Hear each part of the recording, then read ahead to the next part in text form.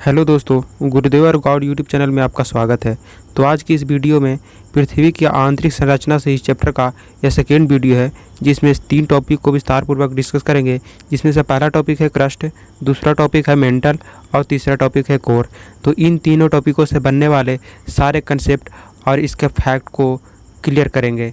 यदि हाँ आपने पार्ट 1 का वीडियो नहीं देखा है तो सबसे पहले उस वीडियो को देखें, उसके बाद यह वीडियो आपके लिए और भी हेल्पफुल होगी।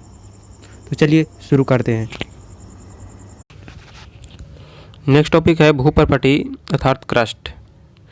जो IUGG ने इसकी औसत मोटाई 30 किलोमीटर मानी है। तो IUGG क्या है, इसके बारे में जान लेते हैं। IUGG का फुल फॉर्म आई से इंटरनेशनल, यू से यूनियन, जी से जियोडेसी और जी से geophysics, international union of geodesy and geophysics. यह एक शोध संस्थान है जो पृथ्वी की आंतरिक संरचना और उनके गुणों के बारे में जानकारी रखता है। तो IUGG के अनुसार से भूपर्पटी की औसत मोटाई 30 किलोमीटर मानी गई है। तो इस पॉइंट को याद रखेंगे, ये एग्जाम के लिए इम्पोर्टेंट पॉइंट है। यद्यपि अन्य स्रोतों के अनुसार क्रस्ट की मोटाई 100 किलोमीटर बताई गई है और भूकंपीय लहरों की गति में अंतर के आधार पर भूपर्पटी के 2 उपविभागों में बांटा गया है, ऊपरी क्रस्ट एवं निचली क्रस्ट। तो क्रस्ट की 2 भागों को, ऊपरी क्रस्ट और निचली क्रस्ट को भूकंपीय तरंगों की गति में अंतर के आधार पर बांटा गया है। तो आइए इसे विस्तार से समझ लेते हैं। मान लिया जाए ये पृथ्वी के ऊपरी हिस्से का भाग अर्थात क्रस्ट का भाग है, जिसे मिडिल लाइन के द्वारा अपर क्रस्ट और लोअर क्रस्ट में बांट दिया गया है। ऊपर का हिस्से अपर क्रस्ट और नीचे का भाग लोअर क्रस्ट है। और अपर क्रस्ट का घनत्व होता है वो 2.7 ग्राम पर घन सेंटीमीटर होता है और लोअर क्रस्ट का घनत्व 3 ग्राम पर घन सेंटीमीटर होता है।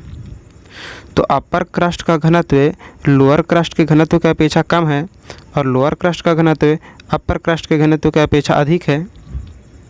तो इसके क्रस्ट के घनत्व में कम और अधिक होने का मुख्य कारण इसके ऊपर पड़ने वाला दबाव, अपर क्रस्ट का दबाव लोअर क्रस्ट के दबाव की अपेक्षा का जो दबाव है वो अपर क्रस्ट के दबाव का अपेक्षा अधिक है, क्योंकि अपर क्रस्ट का सारा दबाव लोअर क्रस्ट पे है, इसीलिए लोअर क्रस्ट का दबाव अधिक होता है। और एक पॉइंट और नोटिस करेंगे, और जिस क्षेत्र में घनत्व कम होता है उसमें पी लहर की अर्थात पी तरंग की गति कम होती है, और जिस क्षेत्र में घनत्व अधिक होता है उस क्षेत्र में पी तरंग की गति अधिक होती है। तो इस पॉइंट को भी ज़रूर नोटिस करेंगे। नेक्स्ट पॉइंट को बढ़ते हैं।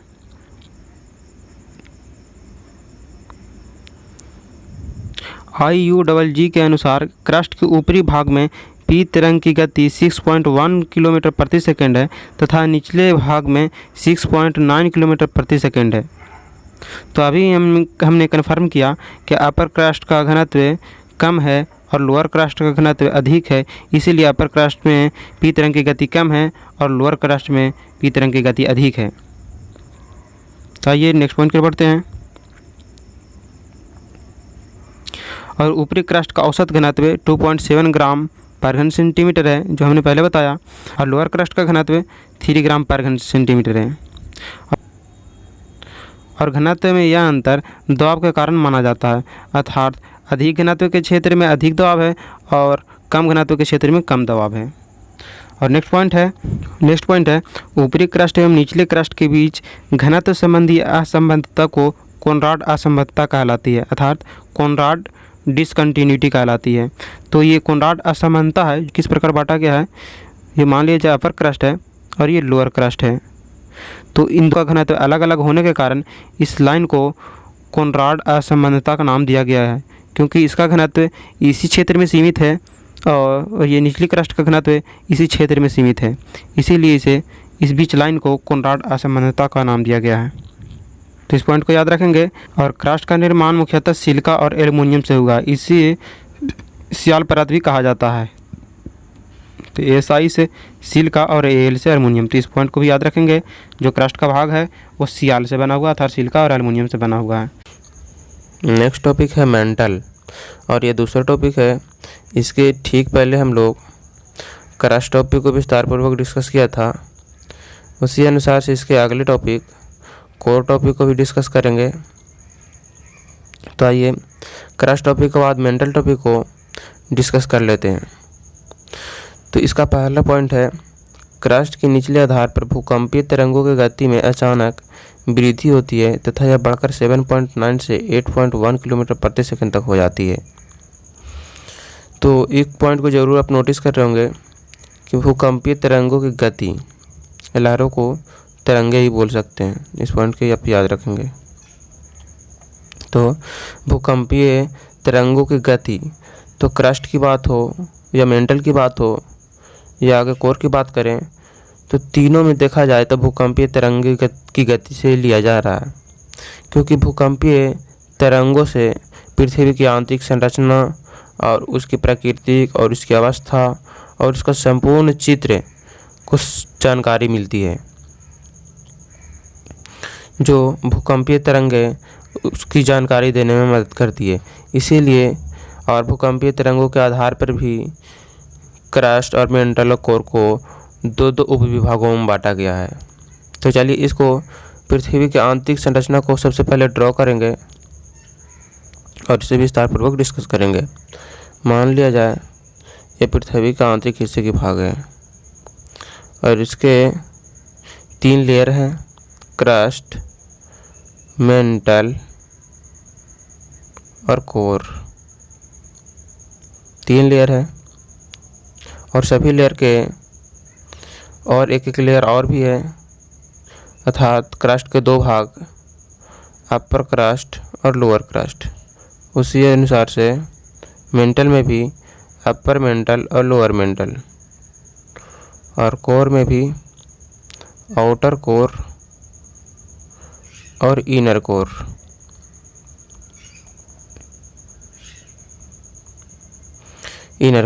तो इसमें पहला पॉइंट में यह कन्फर्म किया गया है कि क्रस्ट के निचले आधार पर भूकंपीय तरंगों की गति अचानक वृद्धि हो जाती है। तो क्रस्ट के निचले, ये तो क्रस्ट का ऊपरी आधार है और ये क्रस्ट की निचली आधार है। तो इसमें जब भूकंपीय तरंगे एकाएक वृद्धि हो जाती है, क्योंकि इसका घनत्व कम है अपर क्रस्ट का और लोअर क्रस्ट का घनत्व अधिक है। तो अपर क्रस्ट का घनत्व कितना था, 2.7 ग्राम पर घन सेंटीमीटर। लोअर क्रस्ट का घनत्व कितना था, 3 ग्राम पर घन सेंटीमीटर। और अपर क्रस्ट का भूकंपीय तरंगे कितनी थी, 6.1 किलोमीटर प्रति सेकंड। तो इस पॉइंट को आप याद रखेंगे। और लोअर क्रस्ट में कितना था, 6.9 किलोमीटर प्रति सेकंड।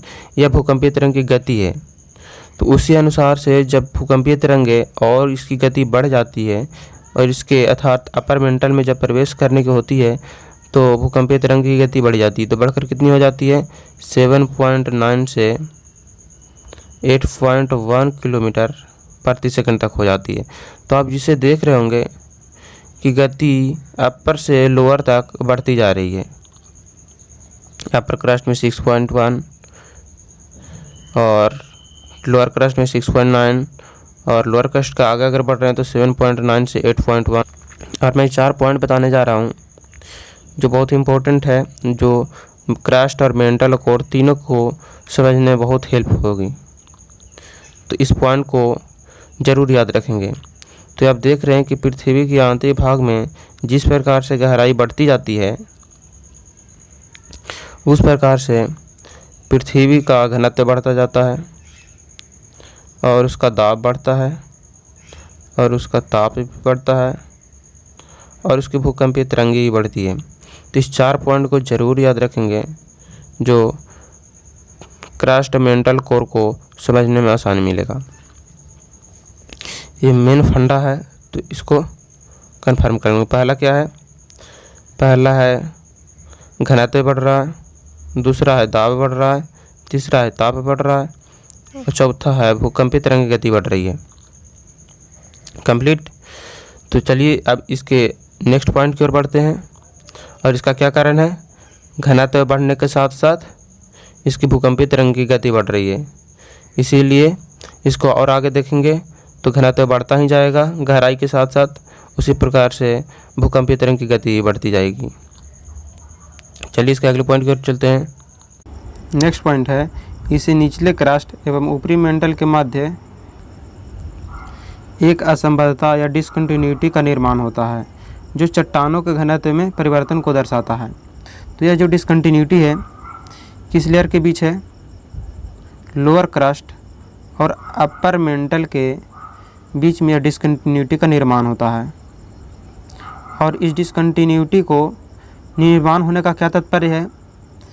लोअर क्रस्ट का चट्टान का घनत्व और अपर मेंटल के चट्टान के घनत्व में यह परिवर्तन को दिखा रहा है, या इसके बदलाव या इनके घनत्व में अंतर के कारण ये डिसकंटिन्यूटी को शो किया गया है। और लोअर क्रस्ट का घनत्व कितना है? 3 ग्राम पर घन सेंटीमीटर। और यही अपर मेंटल का घनत्व देखें तो 3.35 ग्राम पर घन सेंटीमीटर है। तो इसके घनत्व में अंतर देखने को मिला, इसी कारण से इस डिसकंटिन्यूटी का निर्माण होता है। और इस डिसकंटिन्यूटी का खोज रूस के वैज्ञानिक 1909 ईस्वी में, जिनका नाम था ए मोहरोविकिक, उन्होंने की थी। इसलिए इसे इनके नाम पे ही इस डिसकंटिन्यूटी को मोहो डिसकंटिन्यूटी नाम रखा गया है। और नेक्स्ट पॉइंट है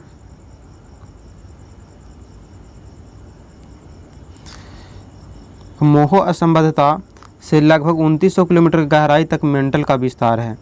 तो अगर इसे फिगर में देखें तो ये मान लिया जाए ये पृथ्वी के आंतरिक संरचना का भाग है।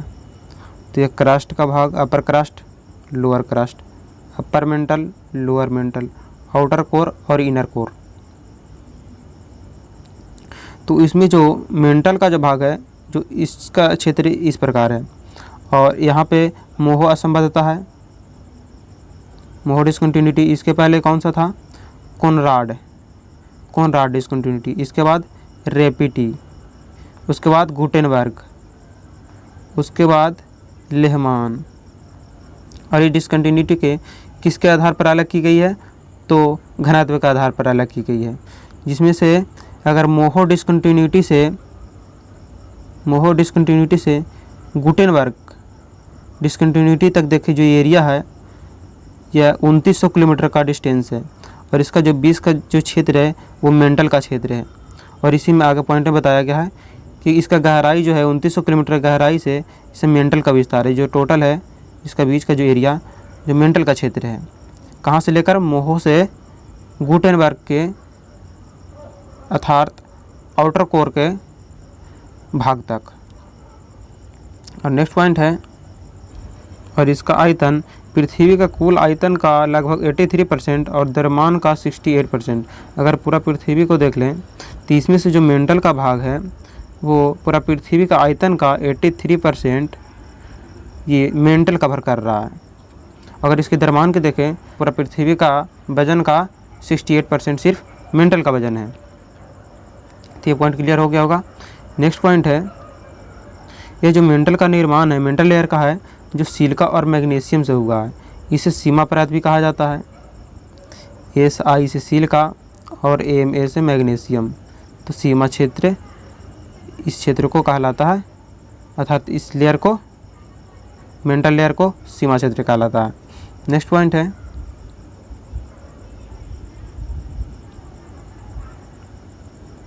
मेंटल को IUGG ने भूकंपीय लहरों की गति के आधार पर पुनः 3 भागों में बांटा। और ये मेंटल के 3 पार्ट है जो भूकंपीय तरंगों की गति के अनुसार से बांटा गया है। इसमें से पहला भाग है मोहो असंबद्धता से 200 किलोमीटर की दूरी, और इसके ठीक आगे 200 किलोमीटर से 700 किलोमीटर की दूरी, और तीसरा है 700 किलोमीटर से 2900 किलोमीटर दूरी। जो यह डिस्टेंस बांटा गया है ये भूकंपीय तरंग की गति अलग अलग होने के कारण इसे मेंटल के 3 भागों में बांटा गया है। तो आइए इन तीनों को हम इसके कोर टॉपिकों को समाप्त करने के बाद क्रस्ट और मेंटल और कोर तीनों टॉपिक को विस्तार पूर्वक इसको फिगर में देखेंगे तो उसमें ये क्लियर हो जाएगा। तो टेंशन लेने की कोई बात नहीं है, तब तक के लिए वेट करते हैं। नेक्स्ट पॉइंट है, ऊपरी मेंटल में 100 से 200 किलोमीटर की गहराई में भूकंपीय तरंगों की गति मंद पड़ जाती है और यह मंद होकर 7.8 किलोमीटर प्रति सेकंड रह जाती है। इसलिए इस भाग को निम्न गति का मंडल अर्थात जोन ऑफ लो वेलोसिटी भी कहा जाता है। और ऊपरी मेंटल और निचले मेंटल के बीच घनत्व संबंधी या असंबद्धता को रेपिटी असंबद्धता कहलाती है। तो आइए इन सारी लाइनों को फिगर के माध्यम से ड्रॉ करके देख लेते हैं और उसमें बारीकी से प्रत्येक पॉइंट को डिस्कस करते हैं। मान लिया जाए ये पृथ्वी का आंतरिक हिस्से का भाग है जो इसके 3 लेयर में बांटा गया है। Crust, mental, core. क्रस्ट को 2 भागों में बांटा गया है, अपर क्रस्ट और लोअर क्रस्ट। अपर क्रस्ट, लोअर क्रस्ट। मेंटल को भी 2 भागों में बांटा गया है, अपर मेंटल और लोअर मेंटल। कोर को भी 2 भागों में बांटा गया है, अपर कोर और लोअर कोर। Lower core. और इसका एक अलग कलर ले लेते हैं जिससे कि समझने में आसानी होगा।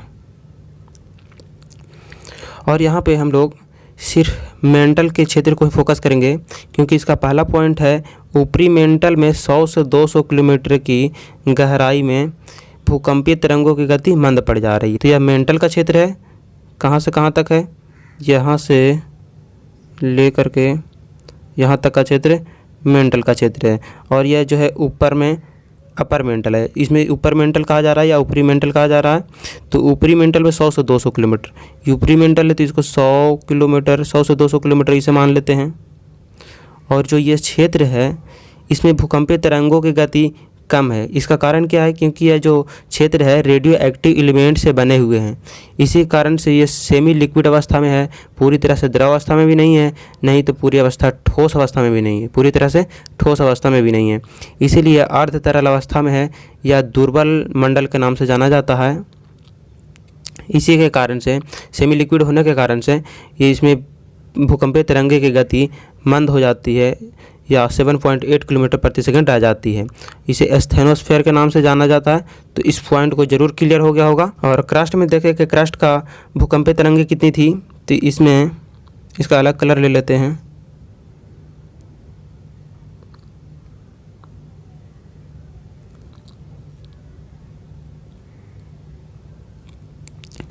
तो क्रस्ट का भूकंपीय तरंगे कितनी है? तो अपर क्रस्ट का भूकंपीय तरंगे 6.1 किलोमीटर प्रति सेकेंड और इसका लोअर क्रस्ट का 6.9 किलोमीटर प्रति सेकेंड है। यह भूकंपीय तरंगे लिखा जा रहा है। ठीक है, तो आप समझ जाएंगे 6.1 किलोमीटर प्रति सेकेंड अपर क्रस्ट का और लोअर क्रस्ट का 6.9 किलोमीटर प्रति सेकेंड है। और इसका बेस का देखें तो डायरेक्ट बढ़ जाती है, वो 7.9 किलोमीटर प्रति सेकेंड से 8.1 किलोमीटर प्रति सेकेंड हो जाती है। और यही इसका जो अपर मेंटल का जो क्षेत्र है 100 से 200 किलोमीटर का क्षेत्र है, ये कितनी हो जा रही है? 7.8 हो जा रही है। अर्थात इसका जो दुर्बल मंडल है 7.8 हो जा रही है या इसके अपेक्षा ये घट गई है, जिससे यह पता चलता है कि ये लिक्विड अवस्था में है। और जो पी तरंगे होती है लिक्विड अवस्था में उसका गति कम हो जाती है और ठोस अवस्था में अधिक होती है। भले ही इसका घनत्व अधिक हो लेकिन उसकी अवस्था में चेंज होने के कारण अर्थात लिक्विड अवस्था में होने के कारण उसकी पी तरंगे की गति घट जाती है या घट चुकी है। तो इस पॉइंट को क्लियर हो गया होगा। तो चलिए इसके अगले पॉइंट की ओर बढ़ते हैं। और इसी के कारण से जोन ऑफ लो वेलोसिटी भी कहा जाता है क्योंकि इसमें भूकंपीय तरंग गति कम है। इसी कारण से इस क्षेत्र को जोन ऑफ लो वेलोसिटी कहा जाता है। नेक्स्ट पॉइंट है ऊपरी मेंटल और निचले मेंटल के बीच घनत्व संबंधी या असंबद्धता को रेपिटी असंबद्धता कहलाती है। तो इसका बात किया जा रहा है, ये अपर मेंटल है और ये लोअर मेंटल है। अपर और लोअर मेंटल को जो अलग करने वाला, जो घनत्व को अलग करने वाला जो क्षेत्र है, और ये इसे क्या कहा जाता है? रेपिटी असंबद्धता, रेपिटी असंबद्धता। और इसका क्या नाम है? कोनार्ड असंबद्धता, कोनार्ड। और इसका मोह। तो इसको क्लियर रखेंगे। और नेक्स्ट पॉइंट पर बढ़ते हैं। नेक्स्ट पॉइंट है ऊपरी मेंटल में 100 से 200 किलोमीटर की गहराई में भूकंपीय तरंगों की गति मंद पड़ जाती है और यह मंद होकर 7.8 किलोमीटर प्रति सेकंड रह जाती है। इसलिए इस भाग को निम्न गति का मंडल अर्थात जोन ऑफ लो वेलोसिटी भी कहा जाता है। और ऊपरी मेंटल और निचले मेंटल के बीच घनत्व संबंधी या असंबद्धता को रेपिटी असंबद्धता कहलाती है। तो आइए इन सारी लाइनों को फिगर के माध्यम से ड्रॉ करके देख लेते हैं और उसमें बारीकी से प्रत्येक पॉइंट को डिस्कस करते हैं। मान लिया जाए ये पृथ्वी का आंतरिक हिस्से का भाग है जो इसके 3 लेयर में बांटा गया है। Crust, mental, core. क्रस्ट को 2 भागों में बांटा गया है, अपर क्रस्ट और लोअर क्रस्ट। अपर क्रस्ट लोअर क्रस्ट। मेंटल को ही दो भागों में बांटा गया है, अपर मेंटल और लोअर मेंटल। कोर को भी दो भागों में बांटा गया है, अपर कोर और लोअर कोर।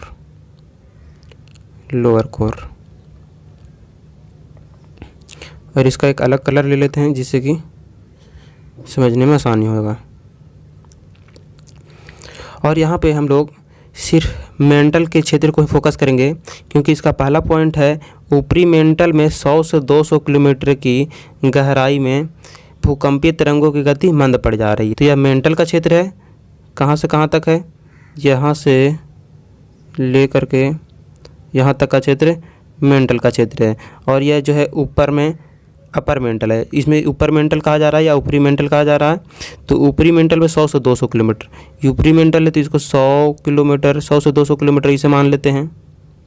और जो ये क्षेत्र है इसमें भूकंपीय तरंगों की गति कम है। इसका कारण क्या है? क्योंकि यह जो क्षेत्र है रेडियो एक्टिव एलिमेंट से बने हुए हैं। इसी कारण से ये सेमी लिक्विड अवस्था में है, पूरी तरह से द्रव अवस्था में भी नहीं है, नहीं तो पूरी अवस्था ठोस अवस्था में भी नहीं है, पूरी तरह से ठोस अवस्था में भी नहीं है। इसीलिए अर्ध तरल अवस्था में है या दुर्बल मंडल के नाम से जाना जाता है।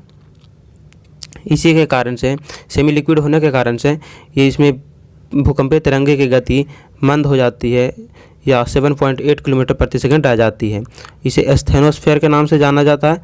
तो इस पॉइंट को जरूर क्लियर हो गया होगा। और क्रस्ट में देखें कि क्रस्ट का भूकंपीय तरंगे कितनी थी, तो इसमें इसका अलग कलर ले लेते हैं।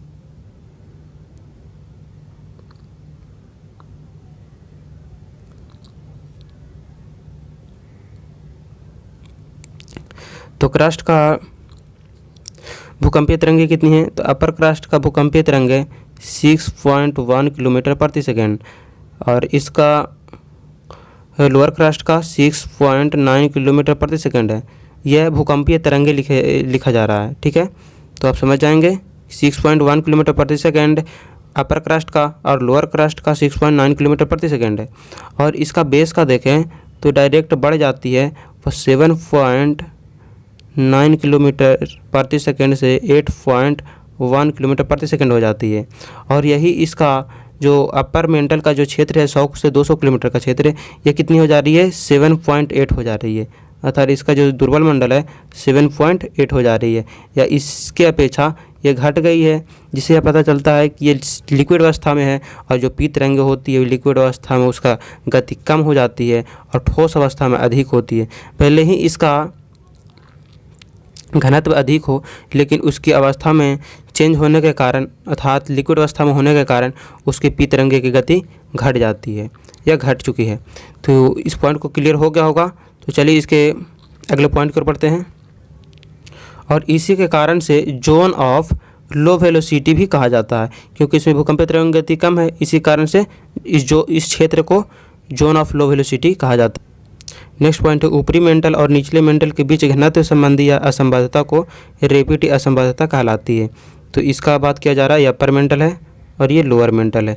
अपर और लोअर मेंटल को जो अलग करने वाला, जो घनत्व को अलग करने वाला जो क्षेत्र है, और ये इसे क्या कहा जाता है? रेपिटी असंबद्धता, रेपिटी असंबद्धता। और इसका क्या नाम है? कोनार्ड असंबद्धता, कोनार्ड। और इसका मोहो। तो इसको क्लियर रखेंगे।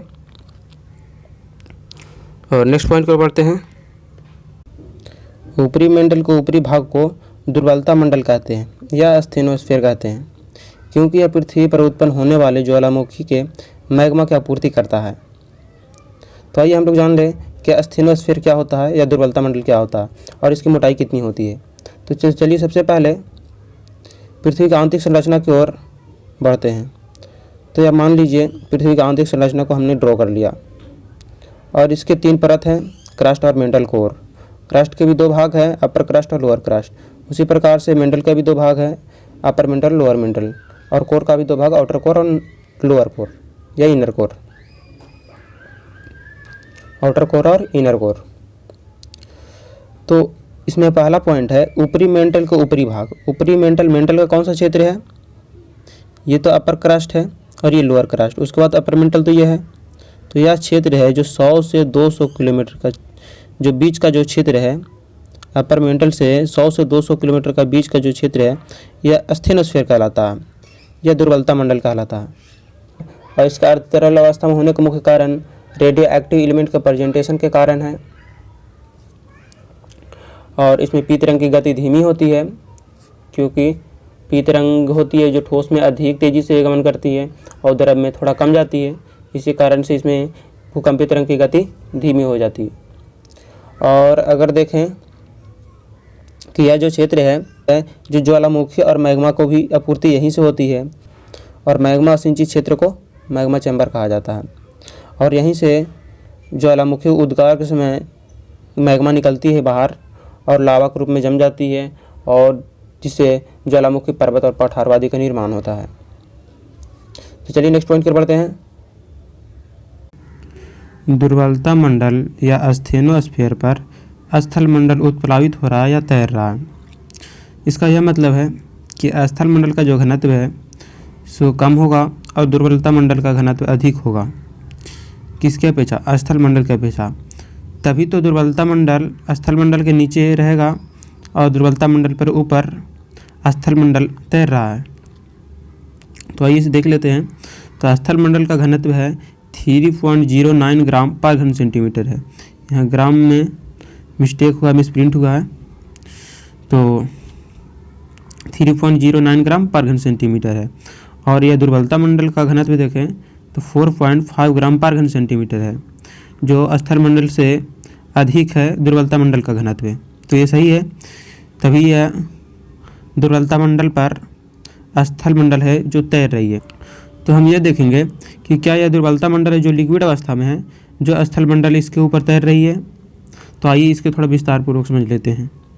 मान लिया जाए ये पृथ्वी का आंतरिक हिस्से का भाग है और इसे 3 लेयरों में बांटा गया है। सबसे पहले क्रस्ट का ऊपरी भाग अपर क्रस्ट, क्रस्ट का लोअर भाग लोअर क्रस्ट, मेंटल का अपर भाग अपर मेंटल, मेंटल का लोअर भाग लोअर मेंटल, कोर का अपर भाग आउटर कोर, और इसके नीचे कोर का निचले भाग लोअर कोर। तो यहाँ पे देख रहे होंगे कि जो स्थल मंडल है वह पूरा भूपर पट्टी से लेकर मेंटल का सबसे हल्का ऊपरी क्षेत्र तक है। यह सारा क्षेत्र स्थल मंडल कहलाता है। और दुर्बलता मंडल को देखें तो दुर्बलता मंडल अपर मेंटल से ठीक 100 किलोमीटर का क्षेत्र है। 100 से 200 किलोमीटर का जो क्षेत्र है, 100 से 200 किलोमीटर का क्षेत्र है जो दुर्बलता मंडल कहलाता है, यह स्थेनोस्फीयर कहलाता है। तो ये स्थेनोस्फीयर है जो लिक्विड स्टेट में नहीं है, ना ही सॉलिड स्टेट में है। यह सेमी लिक्विड स्टेट में है, अर्थात अर्ध तरल अवस्था में है। इसके अर्ध तरल अवस्था में होने का मुख्य कारण क्या है? रेडियो एक्टिव एलिमेंट के प्रेजेंस के कारण यह अर्ध तरल अवस्था में है। और इसमें पी तरंग की गति होती है वह स्लो हो जाती है या मंद हो जाती है। इसीलिए इस क्षेत्र को लो वेलोसिटी जोन कहा जाता है और भूकंपीय तरंगों की गति मंद हो जाती है और धीमी गति से वहन करती है। तो इस पॉइंट को क्लियर हो गया होगा। नेक्स्ट टॉपिक है कोर, और यह लास्ट और अंतिम टॉपिक है। इसे ठीक पहले हम लोग क्रस्ट और मेंटल टॉपिक को विस्तारपूर्वक अध्ययन कर चुके हैं। तो अब तीसरे यह टॉपिक को डिस्कस करते हैं और इसके पहले पॉइंट की ओर बढ़ते हैं। निचले मेंटल के आधार पर पी तरंगों की गति में अचानक परिवर्तन आता है तथा यह बढ़कर 13.6 किलोमीटर प्रति सेकंड तक हो जाती है। तो निचले मेंटल की जानकारी से पहले हमें अपर मेंटल के बारे में जानकारी देख लेते हैं और इसे यह देखेंगे कि इसके लोअर मेंटल में किस प्रकार परिवर्तन देखने को मिलता है अपर मेंटल की अपेक्षा। तो अपर मेंटल के राइट साइड भूकंपीय तरंग की गति को दर्शाएंगे और इसकी लेफ्ट साइड इसके घनत्व को दर्शाएंगे। तो अपर मेंटल का घनत्व 3.35 ग्राम पर घन सेंटीमीटर था और इसकी भूकंपीय तरंग की गति कितनी थी? तो 7.8 किलोमीटर प्रति सेकंड थी। और यही अगर लोअर मेंटल में देखें तो लोअर मेंटल में इसका घनत्व 4.4 ग्राम पर घन सेंटीमीटर हो चुका है और इसकी भूकंप तरंग की गति 13.6 किलोमीटर प्रति सेकंड हो चुकी है। और अपर मेंटल और लोअर मेंटल के घनत्व को देखें तो अपर मेंटल से लोअर मेंटल की ओर बढ़ने पर इसकी घनत्व में वृद्धि हो रहा है, और ठीक उसी प्रकार अपर मेंटल से लोअर मेंटल में इसकी भूकंपीय तरंग की गति भी अधिक बढ़ रही है, जिससे यह पता चलता है कि इसके घनत्व के बढ़ने के साथ साथ इसके भूकंप तरंग की गति भी बढ़ रही है। इस पॉइंट को जरूर याद रखेंगे कि घनत्व के बढ़ने के साथ साथ उसकी भूकंप तरंग की गति भी बढ़ जाती है। चलिए नेक्स्ट पॉइंट की ओर बढ़ते हैं। चट्टानों के घनत्व में एकाएक परिवर्तन को दर्शाता है। बिल्कुल सही है, क्योंकि ये 3.35 ग्राम से 4.4 ग्राम पर घन सेंटीमीटर हो चुका। और ठीक उसी प्रकार इसके भूकंपीय तरंग की गति में भी वृद्धि हो रही है। 7.8 किलोमीटर प्रति सेकंड से 13.6 किलोमीटर प्रति सेकंड हो चुकी है। और यह जो अंतर दिखा रहा है वो चट्टानों के घनत्व में परिवर्तन को दिखा रहा है। नेक्स्ट पॉइंट की ओर बढ़ते हैं। जिससे एक प्रकार की असंबद्धता उत्पन्न होती है, इसे गुटेनबर्ग असंबद्धता भी कहते हैं। तो ये जो अपर मेंटल का घनत्व है और ये लोअर मेंटल का घनत्व है, ये दोनों का अलग करने वाला ये डिसकंटिन्यूटी है, इसे नाम दिया गया है गुटेनबर्ग असंबद्धता या गुटेनबर्ग डिसकंटिन्यूटी। तो जो इन दोनों के घनत्व को अलग कर रहा है, तो इस पॉइंट को भी याद रखेंगे। नेक्स्ट पॉइंट है गुटेनबर्ग असंबद्धता से लेकर 6371 किलोमीटर की गहराई तक का भाग को क्रोड कहा जाता है, और इसे दो भागों में बांट कर देखते हैं, 2900 से 5150 किलोमीटर और 5150 से 6371 किलोमीटर, और इन्हें भी आउटर कोर और इनर कोर में बांटा गया है। तो आइए इन सारी लाइनों को समझने के लिए सबसे पहले पृथ्वी की आंतरिक संरचना को ड्रॉ करेंगे और इसमें गुटेनबर्ग और सारी डिसकंटिन्यूटी को भी दिखाएंगे। तो ये अपर क्रस्ट का भाग है और ये लोअर क्रस्ट, ये अपर मेंटल और लोअर मेंटल या आउटर कोर और इनर कोर। तो इसको ज़्यादा तो लिखने की ज़रूरी नहीं है, अपर क्रस्ट लोअर क्रस्ट इतना आप बिल्कुल समझ गए। ये आउटर कोर का यह क्षेत्र है, आउटर कोर और लोअर मेंटल। जो आउटर कोर और लोअर मेंटल का जो बीच का जो डिसकंटिन्यूटी है, इसे गुटेनबर्ग डिसकंटिन्यूटी कहा गया। तो इतना क्लियर हो गया होगा। और गुटेनबर्ग से पृथ्वी की लास्ट कोर अर्थात इनर कोर का जो बीच का भाग है, इसकी गहराई कितनी है? 6371 किलोमीटर। 6371 किलोमीटर का जो क्षेत्र है, सारा का सारा क्षेत्र कोर है, और इसे कोर को भी दो भागों में बांटा गया है, आउटर कोर और इनर कोर। आउटर कोर को देखें तो यह 2900 किलोमीटर से 5150 किलोमीटर का बीच का जो क्षेत्र है, यह आउटर कोर है, और 5150 से 6371 किलोमीटर 6371 किलोमीटर के जो बीच का जो क्षेत्र है, ये इनर कोर है। तो इतना नीचे में क्लियर हो गया होगा। अब ये 2900 सबसे ऊपर के भाग देख लें कि जो क्रस्ट को बांटा गया है, ये क्रस्ट का 0 से 30 किलोमीटर, और ये जो IUWG के अनुसार से है, और इसके अगर अन्य सोर्स से देखें तो 100 किलोमीटर है। तो 0 से 100 मान लेते या क्रस्ट का क्षेत्र है। और क्रस्ट के अर्थात लोअर क्रस्ट से अपर मेंटल का जो क्षेत्र है वो कितने किलोमीटर का गहराई है? 700 किलोमीटर।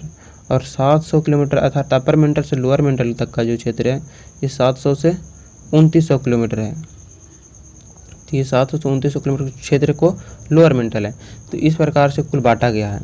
अगर इसके असंबद्धता को देखें सबसे पहले, तो पहला असंबद्धता जो अपर क्रस्ट और लोअर क्रस्ट के बीच में कोनराड असंबद्धता, उसके बाद मोहो असंबद्धता, तीसरा है जो रेपिटी असंबद्धता है, और चौथा था जो गुटेनबर्ग है, और पांचवा है जो लेहमान है।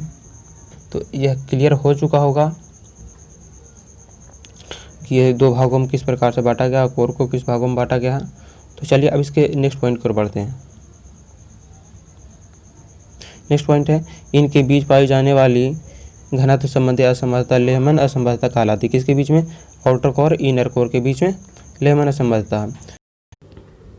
नेक्स्ट पॉइंट है कोर में सबसे ऊपरी भाग में घनत्व 10 होता है, अर्थात आउटर कोर का घनत्व 10 ग्राम पर घन सेंटीमीटर होता है, और अंदर जाने पर 12 से 13 तथा सबसे आंतरिक भाग में अर्थात इंटरनल कोर में 13.6 ग्राम पर घन सेंटीमीटर होता है। इस प्रकार कोर का घनत्व मेंटल के घनत्व से दुगने से भी अधिक होता है। तो आइए इन सारी लाइनों को फिगर के माध्यम से ड्रॉ करके अच्छे से समझ लेते हैं। मान लिया जाए यह आउटर कोर है और यह इनर कोर है। तो इसका आउटर कोर का घनत्व कितना है 10 ग्राम पर घन सेंटीमीटर, और इसकी गहराई के बढ़ने के साथ साथ यह 12 और 13 ग्राम 12 से लेकर 13 ग्राम पर घन सेंटीमीटर हो जाता है। और इसकी इंटरनल कोर की देखें तो यह 13.6 ग्राम पर घन सेंटीमीटर होता है। और इसके लोअर मेंटल के बेसिस पे देखें तो 5.5 ग्राम पर घन सेंटीमीटर। इसके घनत्व से लगभग दुगने का घनत्व इसका इंटरनल कोर। तो इसमें कहा गया है कि कोर का जो घनत्व है मेंटल के घनत्व से दुगने से भी अधिक है, क्योंकि इसके दुगने करेंगे तो 11 आएंगे, तो 11 से भी अधिक है, तो ये 13.6 ग्राम पर घन सेंटीमीटर है। तो यह पॉइंट क्लियर हो गया होगा। और नेक्स्ट पॉइंट की ओर बढ़ते हैं। बाह्य अंतरतम में इस तरंग प्रवेश नहीं कर पाती, अतः यह तरल अवस्था में है। यह आउटर कोर की बात की जा रही है, और आउटर कोर है जो लिक्विड स्टेट में है। और लिक्विड स्टेट होने का मुख्य कारण क्या है, यह अधिक तापमान और अधिक दाब के कारण वो लिक्विड स्टेट में है, इसीलिए उसमें इस तरंग प्रवेश नहीं कर पाती। और इस तरंग का क्या मुख्य गुण होता है कि यह इस तरंग होती है सिर्फ ठोस में ही गमन कर सकती है, द्रव अवस्था में गमन नहीं कर सकती है, इसीलिए इसमें आउटर कोर में इस तरंग नहीं प्रवेश कर पाती। हाँ, इसमें पी तरंग प्रवेश कर जाती है, लेकिन इसका स्पीड क्या होता है, इसका स्पीड 11.23 किलोमीटर प्रति सेकंड आ जाती है। और नेक्स्ट पॉइंट है, यद्यपि अत्यधिक तापमान के कारण कोर को पिघली हुई अवस्था में रहना चाहिए, किंतु अत्यधिक दबाव के कारण यह अर्ध तरल अवस्था में। कहा जा रहा है इनर कोर की बात कि अगर इनर कोर आउटर कोर की अपेक्षा अधिक घनत्व है और इसका तापमान भी अधिक है, तो यह आउटर कोर जो लिक्विड अवस्था में है तो इसे भी लिक्विड अवस्था में होना चाहिए। ये ठोस अवस्था में क्यों है, क्योंकि यह चारों तरफ से दबाव होने के कारण और इसे कहीं अन्य स्पेस नहीं मिलने के कारण यह आंतरिक रूप से ठोस में बना हुआ है, इसीलिए यह इनर कोर जो है वो ठोस में है। किसके कारण से, तो दबाव के कारण से, या प्लास्टिक अवस्था में कह सकते हैं, प्लास्टिक अवस्था में। तो यहाँ पे देख दिया गया है अत्यधिक दबाव के कारण यह अर्ध तरल अवस्था में है। और नेक्स्ट पॉइंट है, कोर का आयतन पृथ्वी का द्रव्यमान का कितना है 32% सिर्फ कोर है, और उसका आयतन का 16%। तो आप याद रख सकते हैं 16 दूना 32, 16% आयतन और 32% द्रव्यमान, किसका, तो पृथ्वी का। नेक्स्ट पॉइंट की ओर बढ़ते हैं।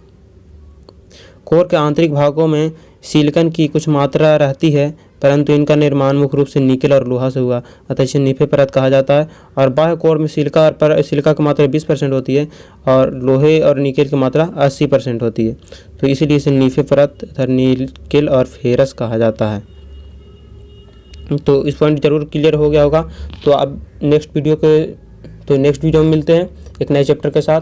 तब तक के लिए यदि यह वीडियो पसंद आया हो तो वीडियो को लाइक कीजिए, कमेंट कीजिए और चैनल को ज़रूर सब्सक्राइब करें। और हाँ, बेल आइकॉन को भी ज़रूर प्रेस कर दें, जिससे कि जब भी मैं वीडियो अपलोड करूँ तब आप सभी तक वीडियो को नोटिफिकेशन मिल सके। Thanks for watching.